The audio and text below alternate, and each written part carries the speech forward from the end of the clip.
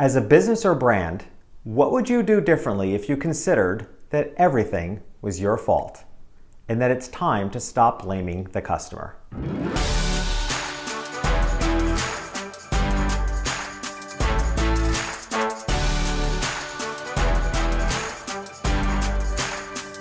I don't know that I buy into this theory that we humans have a shorter attention span. Now, sure, there's some science that says that, not coincidentally, that since the invention of the cell phone, humans have a shorter attention span.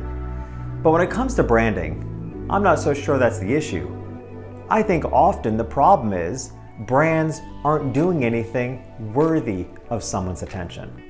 A while back on my podcast, Creative Warriors, I interviewed Michael Barber, who's an email marketing expert. And I asked Michael the elephant in the room question, which was, is email marketing dead? He said, of course email marketing is not dead. The problem is, what people are emailing out sucks. The subject line's not compelling enough, the content doesn't demonstrate enough value. That's the problem. It's not that email marketing is dead, it's what's being emailed isn't interesting. I feel the same way when someone says to me, well, I don't get a lot of business from my website. I don't need to worry about it. I want to say, and sometimes do, have you considered that it's because your website sucks? How much business could you gain if you had an effective marketing and branding website? And it's not the customer's fault if they don't want to part with their hard-earned money. It's that the brand or business hasn't demonstrated enough value to convince that person to part with their hard-earned money. And it's not the fault of the customer that they go to your competition, or for that matter, it's not the fault of the competition either. It's that you haven't, as your business or brand, haven't stood out amongst the competition to be chosen. So I think it's time that we reconsider where the burden of responsibility lies when we don't get what we want.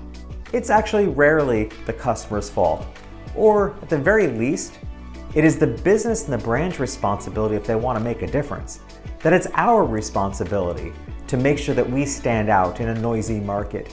It's our responsibility to deliver marketing messages that are compelling and interesting enough to get people's attention.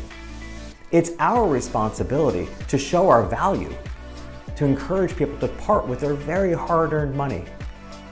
So let's turn the tables. And let's think about how we are responsible as businesses and brands for our own success. That we set aside the burden of responsibility and blame on our customers, that we stop blaming the customers, and we take responsibility for what we need to do to stand out in a noisy market, to get people's attention, and to encourage them to part with their hard-earned money. If you've enjoyed the content that I share here in the branding strategies, please join my YouTube channel at youtube.com/JeffreyShaw1, and I'll keep putting out content that I hope will be valuable to you for your brand and for your business.